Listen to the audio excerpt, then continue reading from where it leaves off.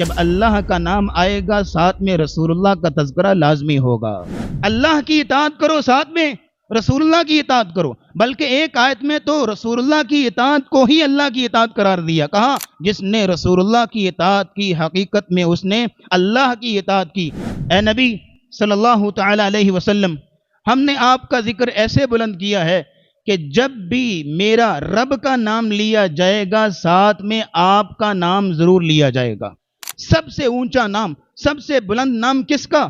اللہ کا، اور جس کا نام اللہ کے نام کے ساتھ جڑ جائے اس کا نام بھی بلند ہو جاتا ہے کہ اگر تم اللہ سے محبت کے طلبگار ہو اور اگر تم چاہتے ہو کہ اللہ بھی تم سے محبت کرے، رسول اللہ کی اتباع و پیروی کرو، اللہ تم سے محبت کرنے لگ جائیں گے۔ مسند ابی یعلا میں امام ابو یعلا نے ذکر کیا، مجمع زوائد میں امام حیثمی نے ذکر کیا، صحیح ابن حبان میں امام ابن حبان نے ذکر کیا، رسول اکرم صلی اللہ علیہ وسلم کے پاس جبریل تشریف لائے اور آ کے کہتے ہیں یا رسول اللہ صلی اللہ تعالی علیہ وسلم، اللہ آپ سے پوچھ رہے ہیں کیف رفعت ذکرک، میں نے آپ کا ذکر کیسے بلند کیا ہے؟ یہ جو قرآن کی آیت ہے ورفعنا لک ذکرک، ہم نے آپ کا ذکر آپ کے لیے بلند کر دیا ہے، ہم نے آپ کا ذکر آپ کے لیے کیسے بلند کیا ہے؟ نبی اسلام نے فرمایا اللہ اعلم، اللہ بہتر جانتے ہیں کہ اللہ نے میرا ذکر کیسے بلند کیا ہے۔ جبریل امین علیہ الصلوۃ والسلام کہنے لگے اللہ نے فرمایا ہے اذا ذکرت ذکرت معی، اے نبی صلی اللہ تعالی علیہ وسلم، ہم نے آپ کا ذکر ایسے بلند کیا ہے کہ جب بھی میرا رب کا نام لیا جائے گا ساتھ میں آپ کا نام ضرور لیا جائے گا، آپ کا تذکرہ ضرور کیا جائے گا۔ اسی لیے مؤذن جب اذان پڑھتا ہے اور وہ اللہ اکبر، اللہ کی کبریائی اور بڑائی بیان کرتا ہے، پھر شہادتین اشہد ان لا الہ الا اللہ کہتا ہے، ساتھ میں اس کو اشہد ان محمد الرسول اللہ بھی کہنا پڑتا ہے۔ کلمہ طیبہ پڑھنے والا جب تک لا الہ الا اللہ کے بعد محمد الرسول اللہ صلی اللہ علیہ وسلم نہیں کہتا اس کا کلمہ مکمل نہیں ہوتا۔ کوئی بھی خطبہ دینے والا خطیب، درس دینے والا واعظ جب بھی حمد و ثنا بیان کرتا ہے ساتھ میں اس کو درود و سلام لازمی پڑھنا پڑتا ہے۔ اور پھر یہیں تک بس نہیں ہے، آپ نماز پڑھتے ہیں، نماز کے اندر تسبیحات بھی ہیں، تکبیرات بھی ہیں، تحمیدات بھی ہیں، تحلیلات بھی ہیں، رکوع، سجدے، قیام، قرات سب کچھ ہے۔ جب آپ کی نماز مکمل ہو رہی ہوتی ہے اور آپ کی نماز کو عروج کمال تک پہنچانے کے لیے توحید خالص کا اقرار کروایا جاتا ہے۔ توحید خالص کیا ہے؟ التحیات للہ والصلوات للہ والطیبات للہ، توحید خالص کا اقرار کیا جا رہا ہے کہ میری نماز، میری عبادتیں تمام تر اللہ رب العزت کے لیے ہیں۔ رکوع بھی کر لیے، سجدے بھی کر لیے، قیام بھی کر لیے، قرات بھی کر لی، آپ کی نماز عروج کمال کو پہنچ رہی ہے، توحید خالص کا اقرار بھی کر لیا تو کہا اب پڑھو السلام علیکہ ایھا النبی ورحمۃ اللہ وبرکاتہ۔ یہیں تک بس نہیں، آگے پڑھو اشہد ان لا الہ الا اللہ واشہد ان محمد الرسول اللہ، اور پھر آگے اللہم صلی علی محمد وعلی آل محمد۔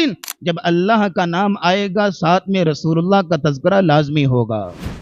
اذا ذکرت ذکرت معی، اے نبی صلی اللہ علیہ وسلم جب میرا نام لیا جائے گا ساتھ میں آپ کا نام بھی ضرور ہوگا۔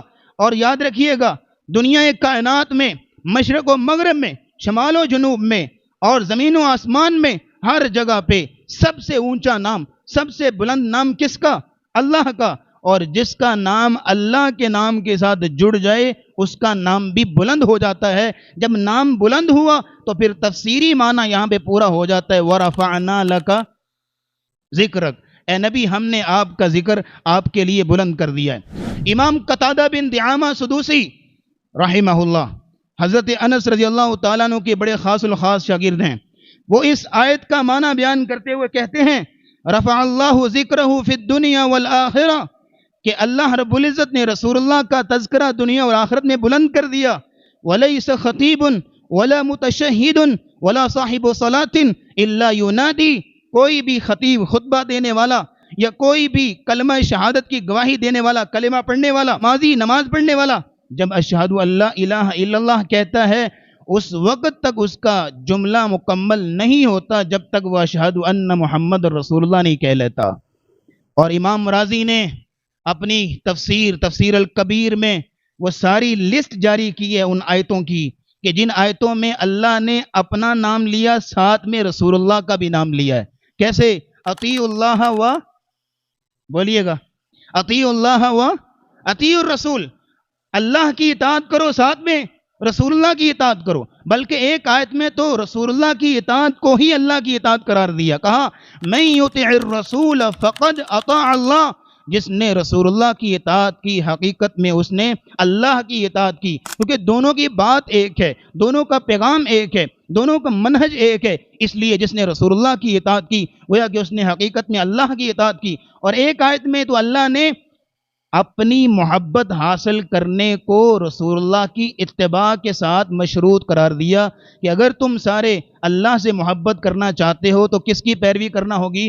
رسول اللہ کی۔ قل ان کنتم تحبون اللہ فاتبعونی یحببکم اللہ، کہا کہ اگر تم اللہ سے محبت کے طلبگار ہو اور اگر تم چاہتے ہو کہ اللہ بھی تم سے محبت کرے، فاتبعونی، رسول اللہ کی اتباع و پیروی کرو، اللہ تم سے محبت کرنے لگ جائیں گے۔